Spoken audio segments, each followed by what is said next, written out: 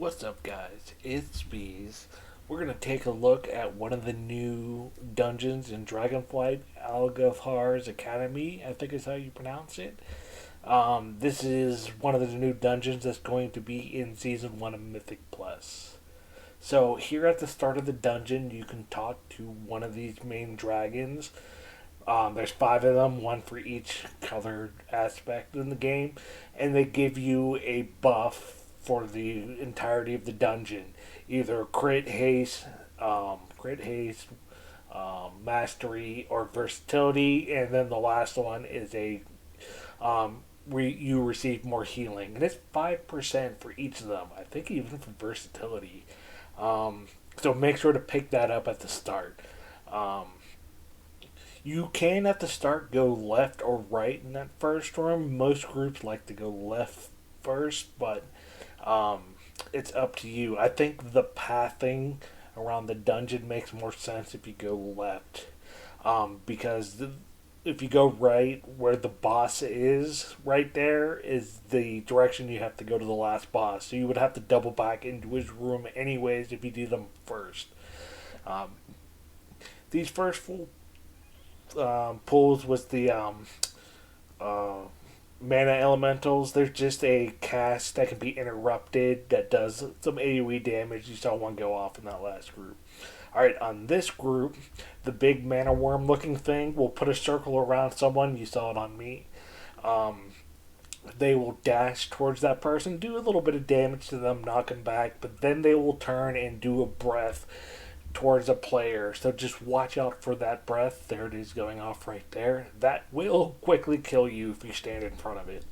So just watch out for that. So up here on top of these stairs, you can kind of see at the top of my screen the platform the first boss is on. There's some ads up there we do have to kill before you can summon the boss. Oh, he's doing his ambush. He's dead anyways. Alright, so these elementals, they will channel a beam on someone that puts them to sleep. You can either interrupt the beam or it can be a magic dispel. But other than that, they also throw around a lot of void zone swirlies on the ground, so don't step in those if you see them. Other than that, that's all really these groups do. I think they do like a slash on the tank, so don't stand on the tank. Just don't pull this whole platform together that I like to see a lot of tanks do, because then everyone gets put to sleep and then they throw out the void zones under everyone and then it's an instant wipe. So be careful for that.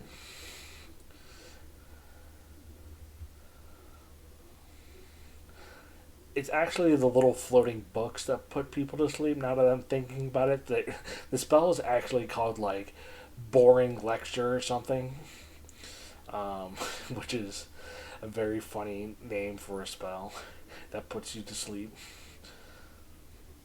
And after you kill all the trash up here, it summons the boss here on the platform. It's a giant mana elemental looking thing.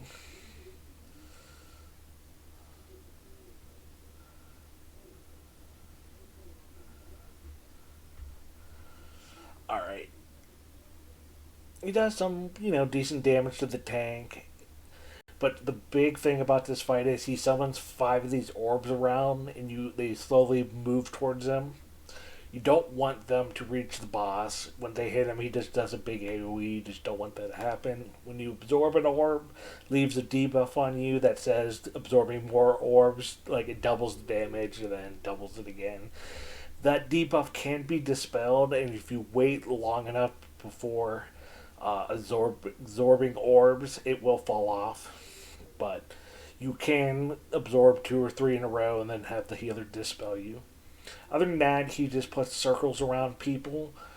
Oh, other than that, he does a move where he knocks everyone back like that, and then it causes you to drop bombs at your feet, so just run around. And then he also puts circles around people that causes you to drop a void zone and does some decent damage. So just make sure as the healer, everyone is topped off. Oh, and he just does a frontal on the tank. Never really want to stand on the tank. But that's really all this boss does.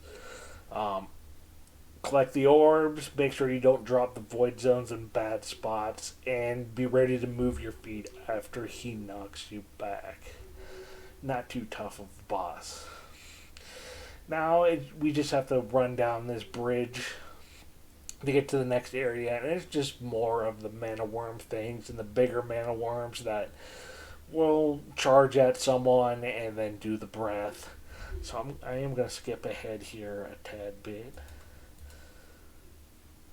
Just make sure when these big mana worms charge someone right afterwards, they do the breath. Here's the charge, and then they do the breath. Just don't stand in front of them like that poor guy did. It will kill you. So after you clear this all up, you go jump up to this platform, and there is a mini boss. Guy's super simple, but I think I accidentally died to this guy. All he does is throw tornadoes on top of people that will stun you and chunk a lot of your life if it hits you. Here it comes, the tornado. If the tank should move around if there's a lot of tornadoes around. Other than that, he just does a big AoE. But as you can see, you can hide behind the pillars to avoid it and be able to stand in it. If you get hit by it, it will launch you to Narnia and you'll fall to your death. So it's just a big pulse out from the boss, so you can't, or the mini boss, so you can hide behind the pillars or just get all the way out of it. Simple enough. And after you beat him, you jump down to this platform that will have all these birds on it. The first group of birds are just small birds. They don't really do anything special. I think they stack a debuff on the tank that just says Peck does more damage. So kill them quick enough so the tank doesn't get high stacks of this debuff. After this first group, there's two more groups that will jump down. There's bigger birds in these groups. These birds will face a player and cast Gust, a frontal that will knock you to Narnia also, so make sure to not stand in it. And then there's a third group that also is the same as this one. Some small birds, I think 2 or 3 big birds. And then after that comes the boss, which is a huge bird. Let's skip ahead here. So to summon the boss, you have to pick up these balls and put them in the fire goal, which is something that's going to happen during the boss fight. During the boss fight, there'll be the fire goal here on this side, and then the wind goal on the other side. So that's what the fire goal is going to do during the fight. But the idea is, this boss does the gust thing that the bigger birds were doing before, so don't stand in that frontal. Does a big hit on the tank that leaves a nasty dot, so make sure to heal the tank up. Other than that, you'll see circles appear around everyone. It causes a big AoE and it will interrupt you right when it goes off. So healers got to heal up. But it leaves a debuff on you that says this ability does 50% more damage. And the only way to reset that is to put the 3 balls in one goal to score a goal. But that's going to add a bad effect for the rest of the fight. So we did the wind one first. So the wind one will cause wind to fly across the platform and tornadoes to appear on the platform. But you can negate the wind by picking up these orbs here. But those tornadoes are really hard to see. So I just ran into it. Oops. So don't do that. But the idea is if you pick up these orbs, the orbs give you like 30% haste and makes you so you don't get pushed back for the wind for like 30 seconds. But you still got to avoid the tornadoes. Now the boss will keep doing his big AoE that will hit harder and harder. So you got to do the fire goal. The fire goal will stun the boss for like 10 to 15 seconds. He'll take like 25% more damage during this time. But now there's fire swirlies that keep appearing around the arena. So this boss is definitely going to be annoying on high Tyrannicals because you got to score the goals to make sure the big AoE doesn't just one-shot you. But now the goals just cause this fire and tornadoes and wind pushing you for the rest of the fight. So I'm not looking forward to this boss. Oh, and I died again. Embarrassing. Like I said, the tornadoes in the heat of the moment, they're hard to see. I released, so let's jump ahead. So this is the third area, and I can't remember if me and the group get linked back up together. Alright. The scariest part about these rooms are these flying agitative skitter flies, I think they're called. When we pull a group of them, I'll explain what they do. But other than that, these plants guys just throw green swirlies on the ground. Don't get hit by them. They hurt and disorient you. But these skitter flies, these things are annoying. They just randomly charge someone and deal a lot of damage. Then every once in a while, they build a debuff or a buff on themselves that say they do 50% more damage, which stacks up to 3 times. It can be removed by soothe and other enrage removing effects, but these things can get out of control, and they also pat around the room. So make sure when you're pulling a group that no skitter flies are going to pat into your group, or it can quickly be a wipe. See, here comes some skitter flies coming by. And I don't think this wipes us, but that could be scary on a high fortified week. So just be careful. I think I throw it on Ring of Peace at one point on this, and you can hide in it to hopefully stop them from charging at you. Come on, throw it on a Ring of Peace. You can do it. Here we go. And then you can use it to block them from charging you. But other effects like that keep stuns on these guys. If you can soothe, get that on cooldown, especially once it reaches 2 or 3 stacks. Once you clear all the mobs in this room, the boss in the middle will spawn. So I'm going to skip ahead. Like I said, all these groups really do is throw down green swirlies that will stun you for 4 seconds and do a lot of damage. So this boss, it's better to stay in melee if you can, because at one point he's going to make swirlies appear under everyone's feet, and then those swirlies will spawn ads. So if you're all stacked up in melee, all the ads will be in melee. So as you can see, we're pretty kind of standing on top of each other. Here comes all the swirlies. Now these ads don't do anything at first. They're going to spawn, but you can kill them before they spawn. Then after a while, you're going to see a big swirly appear. This big swirly summons an ad that will heal the boss. Healing touch, keep it interrupted. But the idea is, with this boss, if you don't kill the group of ads before the next group gets swirlies come out, the group before will burst out of the ground and actually aggro. And when they burst out of the ground, they deal damage to the raid. And if you don't have them down, if you don't have them all killed before they burst out, if too many burst out of the ground at once, it is going to just one-shot you. So this whole fight is kill the ads, make sure they don't burst out of the ground, and kill the boss. Once again, another boss that seems like he's going to be a nightmare on Tyrannical. And most groups here on the beta are hard blocked on that boss. I've been in groups that just wipe on that boss over and over again. So these pools, they do a big whirlwind. If you're melee, please get out of there. Other than that, they sometimes just do a big AoE that just needs to be interrupted. For some reason, the pitch goals from the second boss is going off.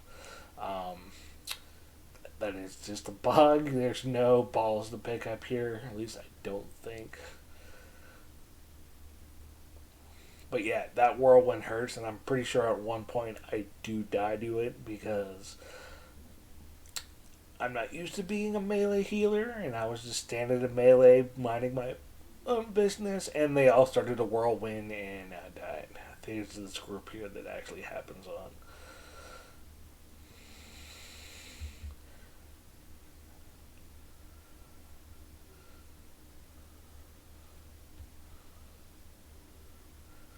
Actually,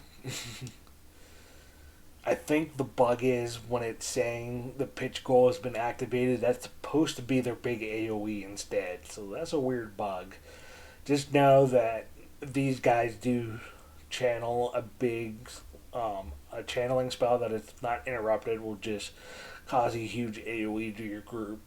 It's not working right now, it doesn't look like, but that's what these groups are supposed to do. Other than that, these groups put a circle around people, just get out from your friends, don't, you know, hit them with your circle, and then these guys channel an arcane missile on the tank.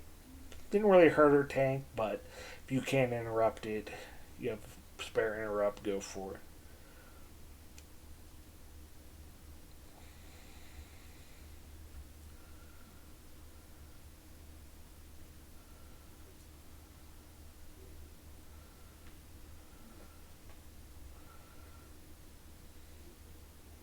As you can see, we can only need, I think, 95%, so we're skipping this pad and just running in the room, pulling this group in, because we only need one more group. Once again, whirlwind, circles around you. Um, Not much to see, and then after this group is the final boss.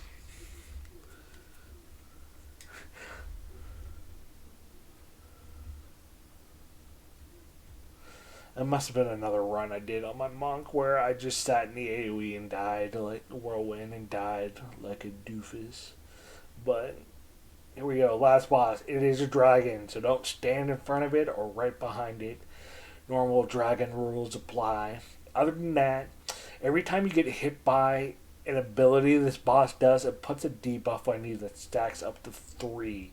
Once it hits 3, you're going to drop a zone on the ground that stays for the rest of the fight, and it just pulses balls out of it. Now, some of the abilities you can't dodge, like he just puts a circle around someone, and this will put a debuff on you, so sometimes you're just going to get hit by that. But other than that, he turns and does a frontal. He pulls everyone in and does an AOE. And if you get hit by any of this, it adds a stack. And then what? Well, I thought it was 3 stacks. You see, the one druid here already has 3 stacks. Might be 4 or 5. But like I said, if you just get hit by stuff during this fight, and the boss just does a big AOE every once in a while that gets everyone a stack, there you go. The druid dropped his pull, and that just shoots out orbs, which I assume will also give you another stack if it hits you. So this boss can get out of hand real quick if people start dropping too many of these void zones because they're getting hit by the unavoidable, or I'm sorry, if they keep getting hit by the avoidable stuff like the frontal breath and these balls, and then more void zones get dropped, so then there's more balls being shot around the room. See, we got 2 down now, so more balls are being shot around the room. But that's the whole fight.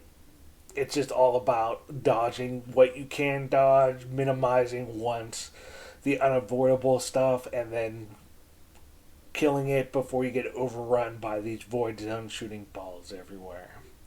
Well, that's the first look here. Hope you guys enjoyed this. See you next time.